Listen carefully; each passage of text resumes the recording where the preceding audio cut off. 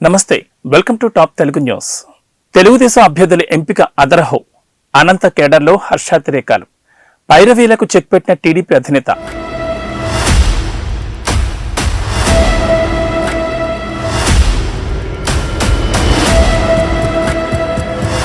రెండు 2024 సార్వత్రిక ఎన్నికలకు సంబంధించి అభ్యర్థుల ఎంపిక ప్రక్రియలో టీడీపీ అధినేత చంద్రబాబు నాయుడు తనదైన ముద్ర వేశారు.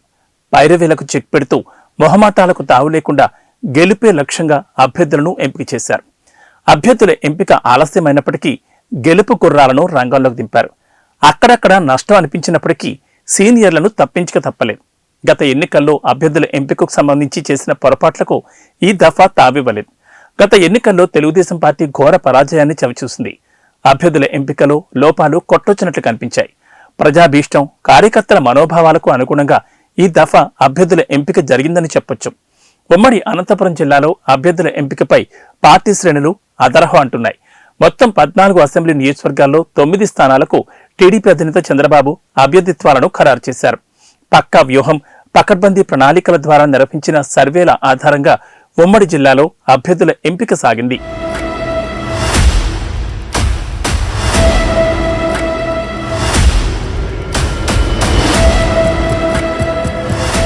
కార్యకర్తల మనోభీష్టం మేరకే ఎంపిక జరగడంతో పార్టీ కేడర్లో హర్షాతిరేకాలు వ్యక్తమవుతున్నాయి.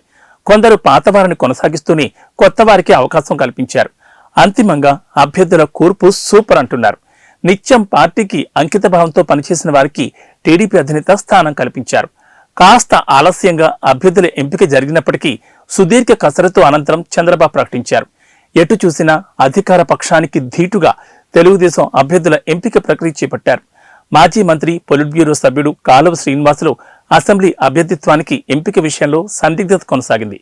కావాలని కొన్ని శక్తులు ఆయనను అనంతపురం పార్లమెంటు స్థానానికి పోటీ చేయించేందుకు అధిష్టానం మొగ్గు చూపుతోందని పనికట్టుకుని ప్రచారం సాగించాయి. రాయదుర్గం నియోజకవర్గం కేడర్లో కొంతమేర అయోమయం కనిపించింది. ఎలాంటి అపోహలు అవసరం లేదని, జరుగుతున్న ప్రచారాలు నమ్మొద్దని, తాను అసెంబ్లీకే పోటీ చేస్తున్నట్లు కాలువ శ్రీనివాసులు వివరణ ఇచ్చుకోవాల్సి వచ్చింది. ఆది నుంచి పార్టీకి, అధినేతకు వీర విధేయుడిగా కాలువ శ్రీనివాసులు కొనసాగుతూ వస్తున్నారు. గతంలో రాయదుర్గం పర్యటనలో భాగంగా రాయదుర్గం అభ్యర్థిత్వం కాలువ శ్రీనివాసులదేనని, ఆయన కాక మరెవరున్నారంటూ టీడీపీ అధినేత చంద్రబాబు స్పష్టంగా ప్రకటించారు. ఆ మేరకి రాయదుర్గం అసెంబ్లీ స్థానానికి కాలువ శ్రీనివాసుల పేరును ఆయన ఖరారు చేశారు. గత ఎన్నికల్లో ఆయన ఓటమి చెందినప్పటికీ ప్రతిక్షణం ప్రజాహితం, ప్రతి అడుగు ప్రజల కోసం అంటూ నియోజకవర్గ ప్రజలతో గత 57 నెలలుగా మమేకమవుతూ వస్తున్నారు. తన దృష్టికి వచ్చిన ప్రతి సమస్యపై స్పందిస్తూ, మరోవైపు ప్రభుత్వ వైఫల్యాలను ఎప్పటికప్పుడు ఎండగడుతూ ప్రజాపక్షాన అండగా నిలుస్తూ వస్తున్నారు. పెనుగొండ నియోజకవర్గంలో మాజీ ఎమ్మెల్యే పీకే పార్థసారథిని కాదని కొత్తగా మహిళకు స్థానం కల్పించారు. సవితమ్మ పేరును టీడీపీ అధిష్టానం ప్రకటించింది. ఆమెకు కూడా రాజకీయ నేపథ్యం ఉంది.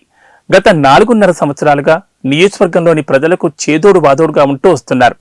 ఎవరికి కష్టం కలిగిందని తెలిసినా అక్కడికి వెళ్లి వారి కష్టాల్లో పాలు పంచుకుంటున్నారు. అదే సందర్భంలో అన్నా క్యాంటీన్ పేరుతో ఏడాదికి పైబడి తక్కువ ధరకే భోజన సదుపాయాన్ని కల్పించారు. ఈ కార్యక్రమం నిరాటంకంగా కొనసాగుతూనే ఉంది. నియోజకవర్గ వ్యాప్తంగా అటు ప్రజలకు, ఇటు కార్యకర్తలకు తానున్నారంటూ భరోసా కల్పిస్తున్నారు. పార్టీ నిర్వహించిన సర్వే కూడా ఆమెపైనే మొగ్గు చూపింది. తద్వారానే ఆమె అభ్యర్థిత్వం ఖరారైందని పార్టీ వర్గాలు భావిస్తున్నాయి.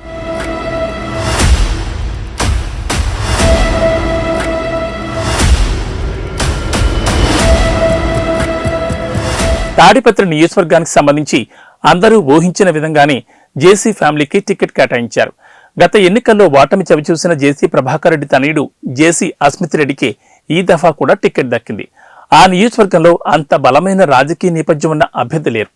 నా కుటుంబానికి 3.5 దశాబ్దాల రాజకీయ నేపథ్యం ఉంది. సింగనమల అభ్యర్థిత్వం విషయానికొస్తే బండారు శ్రావణిశ్రీ గత ఎన్నికల్లో టీడీపీ అభ్యర్థిగా పోటీ చేసి ఓటమి చవిచూశారు. ఆ తర్వాత జరిగిన రాజకీయ పరిణామాల నేపథ్యంలో ఇన్ఛార్జిగా ఉండాల్సిన ఆమెను తప్పించి 2-మెన్ కమిటీని ఏర్పాటు చేశారు. టీడీపీ యువనేత నారా లోకేష్ యువగళం పాదయాత్రలో ఆమె పాత్రను తగ్గించే ప్రయత్నం చేశారంటూ ఆమె వర్గీయులు అధిష్టానం దృష్టికి తీసుకెళ్లారు. అయినప్పటికీ ఆమె తనదైన శైలిలో నియోజకవర్గ వ్యాప్తంగా ప్రజలలో కలిదిరుగుతూ వచ్చారు.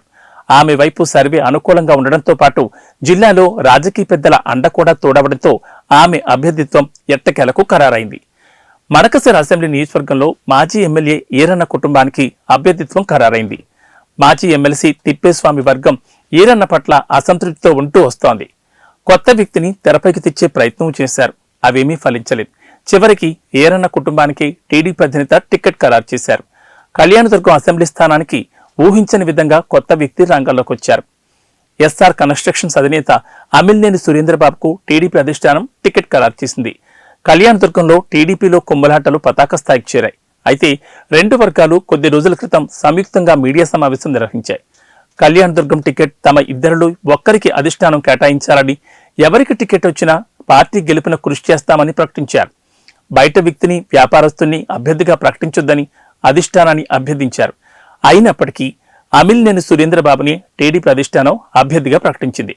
ఇక ఉరవకొండ, హిందూపురం అసెంబ్లీ అభ్యర్థుల ఎంపిక ఊహించింది. హిందూపురం నుంచి నందమూరి బాలకృష్ణ మరోమారు టీడీపీ అభ్యర్థిగా బరిలో దిగనున్నారు. ఉరవకొండ నుంచి టీడీపీలో తిరుగులేని నాయకుడిగా ఉంటూ వస్తున్న పయ్యావుల కేశవ్కు అభ్యర్థిత్వం ఖరారైంది. మొత్తం మీద అనంతపురం జిల్లాలో అభ్యర్థుల ఎంపిక టీడీపీ కార్యకర్తల్లో నయాజోష్ని నింపింది.